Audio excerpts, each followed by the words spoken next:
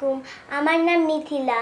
আমি Times school and কলেজের ৩য় শ্রেণীতে পড়ি। আমি ঢাকা জেলায় বসবাস করি। আমার গল্পের নাম মায়ের ভালোবাসা।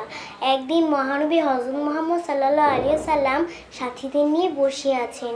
এমন সময় একটি লোক এলো, হাতে একটি পাখির বাসা, বাসায় ২টি ছানা। নবীজি দেখলেন কাছেই মা পাখিটা উঠছে। তিনি লোকটিকে কাছে ডাকলেন, তারপর পাখির বাসাটি রাখতে বললেন, তাকে দূরে সরে যেতে বললেন। লোকটি সরে গেল। মা পাখিটা কাছে এলো, বাচ্চাদের আদর করলো, ডানা দিয়ে তাদের ঢেকে রাখলো। মহানবী সাল্লাল্লাহু আলাইহি সাল্লাম বললেন, দেখো মায়ের কত ভালোবাসা। নবীজি বললেন, ছানা দুটিকে বাঁচাতে হবে, বাসাটা আগের জায়গায় রেখে এসো। লোকটি তার ভুল বুঝতে পারলো। নবীজির কথা মতো লোকটি পাখির বাসাটা আগের জায়গায় রেখে আসলো।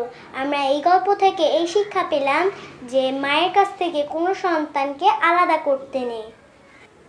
সবাইকে ধন্যবাদ।